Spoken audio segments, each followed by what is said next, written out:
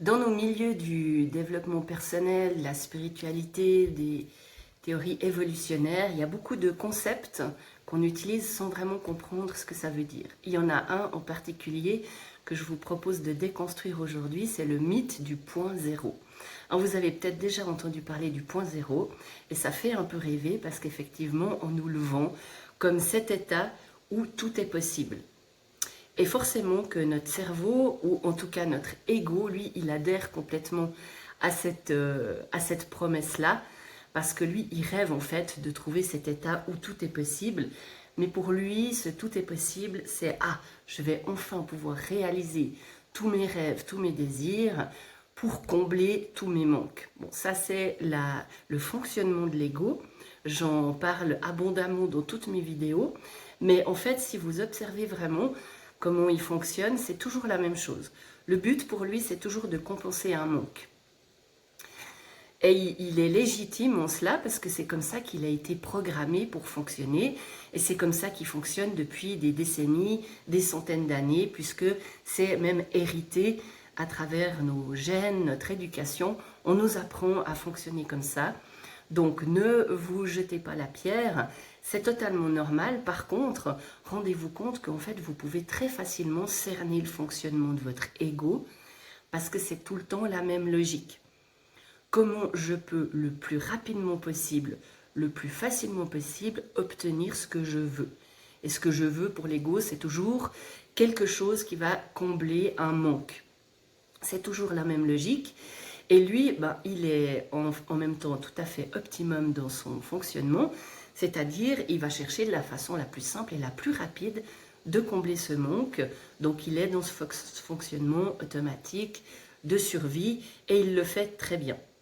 Sauf que, au bout d'un moment, vous vous rendez bien compte que ce mouvement-là, il est déjà, il va jamais apporter la satisfaction qu'on cherche, parce que plus on essaie de combler le manque, plus ce manque en fait prend de la place dans nos vies, et finalement c'est une quête sans fin, parce que on va finalement être tout le temps dans ce mode consumériste, parce que ce manque il va jamais se combler, en tout cas pas de cette façon-là. Donc au bout d'un moment, on arrive au terme de ce fonctionnement-là, on se rend compte que ce fonctionnement nous épuise, qui ne nous apporte pas de satisfaction, qui peut même faire du mal autour de nous, voire à nous-mêmes, parce qu'on est pris dans une spirale de compensation, et que, au bout d'un moment, on se rend compte que ça nous maintient sous une sorte de plafond de verre, et qu'on tourne en rond, un peu comme un hamster dans une cage, à vouloir tout le temps se réparer, s'améliorer. Ça, c'est le mythe du développement personnel. Obtenir par la force et par la volonté, ça c'est la loi d'attraction, voire performer avec tout ce qui est mindset, focus solution. Hein. Donc toutes ces approches-là, elles fonctionnent très bien quand on s'adresse à l'ego, parce que lui, il est totalement preneur de ce genre de perspective. Ça lui convient très bien, parce qu'en fait, toutes ces méthodes, elles ont été construites même pour lui. Donc forcément, c'est jackpot. Hein, c'est jackpot pour le marché qui le vend, qui le produit. Et c'est jackpot pour l'ego qui ne cherche qu'à se nourrir lui-même et à protéger son existence. Okay, mais nous, on veut aller maintenant un cran plus loin, parce qu'on a compris aussi les limites de ce fonctionnement. Ça ne veut pas dire que tout est mauvais là-dedans, parce que y a des choses qui sont intéressantes. Puis de toute façon, notre ego, on ne va pas pouvoir s'en débarrasser, donc mieux vaut apprendre à le connaître. Même de temps en temps, lui donner une petite compensation, parce qu'il sera toujours là, en train de réclamer comme un enfant capricieux. Donc ne croyez pas que vous allez tout d'un coup devenir un bodhisattva et que vous allez totalement être libéré de l'ego. Ou alors, vous allez peut-être prétendre l'être, mais vous verrez très bien que assez rapidement, il va vous rattraper. Donc, ce mythe du point zéro, vous savez, quand tous ces mythes, tous ces concepts ésotériques, même s'ils sont remplis de choses inexactes, de promesses promesses, illusions, ils contiennent toujours une part de vérité, parce qu'on ne nous vend jamais quelque chose de complètement faux. Il y a toujours quelque chose comme ça dedans qui cache une certaine vérité, et c'est ce qui fait aussi qu'on est appelé vers ces concepts-là, parce qu'on se dit, ah mais ça, il y a quand même quelque chose là-dedans qui doit exister. Donc je vais déconstruire pour vous ce mythe du point zéro, pour vous montrer qu'est-ce qu'il y a de bon à garder là-dedans.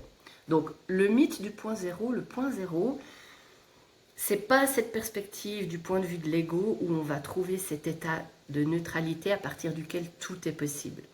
Par contre, quand on progresse dans les seuils de réalisation personnelle, il y a effectivement des seuils à passer. Et ces seuils-là sont des seuils très inconfortables parce qu'on quitte ce qu'on connaît, une manière de fonctionner qui nous a protégés, portés, fait avancer. Mais on ne sait pas encore qu'est-ce qui nous attend et comment on va intégrer de nouveaux seuils. Donc il y a une phase d'entre-deux qui est très inconfortable à traverser et qui fait que souvent on régresse dans le seuil inférieur. On n'arrive pas à passer notre palier parce que notre cerveau ou notre cerveau, en fait, il nous protège en se disant, oulala, déjà pour lui, quitter quelque chose qui a longtemps fonctionné, c'est une sorte de perte, c'est un danger de mort. Donc, il y a l'alarme survie qui s'enclenche. Et puis surtout, aller vers quelque chose d'inconnu dont on ne sait pas encore qu'est-ce que ça va nous apporter. Ça crée une grande incertitude et le cerveau, l'ego déteste ça parce que archaïquement, il est fait pour nous protéger, donc c'est totalement normal. Mais finalement, c'est dans cet entre-deux, dans ce seuil, que se situe justement cet état qu'on pourrait appeler le point zéro. Et là, effectivement, c'est très intéressant parce que tout l'enjeu, c'est d'arriver à habituer finalement notre système nerveux, notre cerveau, notre système de perception, à accepter ces moments d'inconfort en lui amenant progressivement une contre-expérience qui lui montre qu'en fait que c'est possible de traverser, que c'est possible de traverser ce plafond de verre, que c'est possible de rester dans cet état du point zéro qui en même temps est très inconfortable, parce qu'il y a autre chose après.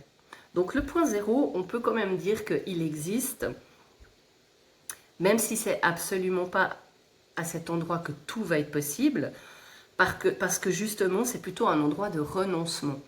Et c'est ça que l'ego ou que ces théories, que ces mouvements mainstream ne vous disent pas, parce que ça c'est pas vendeur.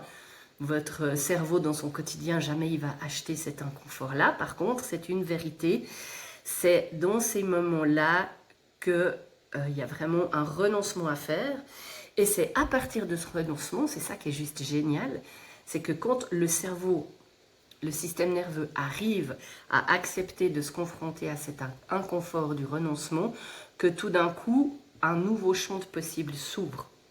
Pas tous les possibles, parce que vous avez un parcours, vous avez une destinée, vous avez un plan d'incarnation, et ça va être vos possibles à vous. Mais ce sont des possibles qu'avant vous ne pouviez pas envisager parce que vous étiez pris dans le fonctionnement de l'ancien seuil, dans le fonctionnement de l'ego qui cherche à compenser. Et quand on arrive à renoncer à ce fonctionnement-là, alors un champ de possibles s'ouvre qui est cette fois-ci fait pour vous. Donc, et c'est vraiment une expérience fantastique à vivre, je vous assure, parce que moi, dans mon parcours d'accompagnement, j'ai vraiment structuré tous ces seuils pour pouvoir vraiment vous accompagner au mieux avec des repères très concrets que je peux vous expliquer très simplement. Et surtout, dans le parcours, je vous les transmets pas de façon théorique parce que l'important, c'est vraiment que vous puissiez en faire l'expérience par votre vécu. Et quand vous le faites par le vécu, ensuite j'ajoute quelques petites notions comme ça pour que vous compreniez ce qui est en train de se passer. Mais vraiment, je constate et je vois mes clientes passer par cette phase un peu de déception quand on fait le renoncement et qu'elles ont peut-être passé des années à investir dans un projet, dans une idée, dans une relation. Et que tout d'un coup, on arrive à trouver ce point zéro où elles abandonnent finalement toutes les attentes qu'elles avaient. C'est pas un moment facile. Et je les vois, parce qu'elles m'envoient leurs messages vocaux en commentaire, et elles me disent Ah, mais tout ça pour ça. Mais je ne peux pas croire que j'ai fait tout ça pour en arriver là. Et il y a une vraie phase de deuil comme ça, de déception même. Mais comme moi je sais que ça fait partie du processus, c'est vraiment dans ces moments-là que je peux être là pour vous et puis vous encourager à traverser. Parce que je sais que c'est une phase essentielle, que vous avez besoin même d'avoir ce ton de, de renoncement, de deuil et de déception, et que c'est dans ces moments-là qu'il ne faut pas lâcher. Parce que ça fait partie, si vous ne faites pas le renoncement, le champ des possibles ne va pas s'ouvrir. Vous voyez? Et c'est là qu'il faut être très subtil, parce que c'est dans ces moments-là aussi qu'on a envie d'abandonner. Et moi, c'est pour ça que je ne fais plus de sessions individuelles, parce que je sais que c'est dans ces moments-là que vous disparaissez dans la nature et qu'on vous perd. Alors que c'est justement à ce moment-là que vous avez le plus besoin de soutien, d'accompagnement et de quelqu'un qui vous donne une direction pour vous dire, ben, c'est par là. C'est vraiment par là que tu dois passer. Et c'est totalement contre-intuitif. Le cerveau n'aime pas du tout ça, le système nerveux n'aime pas du tout ça, l'ego n'aime pas du tout ça. Donc il faut être comme ça très subtil dans l'accompagnement pour le prendre par la main et lui dire regarde, regarde, il y a quelque chose après. Et je vous assure que quand on touche à ce qu'il y a après, c'est vraiment merveilleux parce que ça libère en fait une quantité phénoménale d'énergie qui était prise dans ces ruminations intérieures, dans ces circuits de frustration, de déception, et dans ces circuits d'effort aussi, parce que l'ego, lui, il est vraiment dans l'effort, il ne va jamais arrêter de réessayer, il est tout le temps dans la justification, dans la recherche de récompense, dans la recherche de reconnaissance. Et pour lui, en fait, il doit mériter. Donc, en fait, il est vraiment enfermé comme ça dans quelque chose qui coûte énormément d'énergie. Donc, déjà, quand on trouve ce point de passage, quand on accepte ce renoncement, il y a déjà quelque chose qui se pose, où on dit, bon, ben ok. Ok, ben voilà, c'est bon. Ok, je crois que là, je me heurte tout le temps aux mêmes obstacles, donc je vais lâcher ça. Et là, c'est pas un lâcher prise pour paraître spirituel. Hein. C'est pas ce lâcher prise qu'on vous vend dans les magazines de spiritualité. C'est un lâcher prise qui s'impose cellulairement. Votre corps se relâche. Il y a une détente vagale qui se produit où on sait, et là je suis là justement pour aussi vous le faire remarquer, ah c'est bon, il a lâché. Il a lâché parce qu'on a bien fait le travail, on a bien structuré le travail pour que ça devienne une évidence finalement. Ça devienne une évidence pour votre système nerveux, cerveau, ego, conscience supérieure, conscience inférieure. Et en fait, tout le système accepte finalement cette petite mort qui est nécessaire et qui permet justement à tout le système ensuite de se réorganiser. Il y a une vraie réorganisation intérieure qui se passe. Et là, on le fait dans la constellation du génie. Ensuite, on part vers vos nouvelles fondations. On fait vivre une contre-expérience au système pour qu'il voit que autre chose est possible. Et c'est là que c'est très intéressant ce point zéro. Enfin, moi, je l'appelle plus point zéro pour éviter qu'on confonde avec le concept ésotérique qui nous est présenté sur le marché, mais c'est plutôt cet espace liminal. C'est un espace entre deux, où on n'est plus totalement ça et pas encore ça. Et cet espace, c'est très important de vraiment prendre le temps de l'habiter pour que justement, progressivement, notre système comprenne que ce n'est pas un danger. Et c'est ça qui est génial, qui va faire que vous repartez après l'accompagnement avec des vraies fondations que vous allez pouvoir reproduire dans votre vie, dans tous les passages évolutifs que vous allez faire, parce qu'on va mettre en place ces repères pour que vraiment votre système y comprenne que ce qu'il prenait pour un danger et qu'il cherchait à tout prix à éviter, c'est la porte. Et une fois qu'il a intégré que c'est possible, que dans cet espace entre deux, il n'y a pas un danger de mort, mais qu'au contraire, il y a une renaissance, alors il accepte beaucoup mieux les changements. Et c'est là qu'on parle souvent, on va dans le développement personnel, on vous dit oui, mais vous avez des résistances.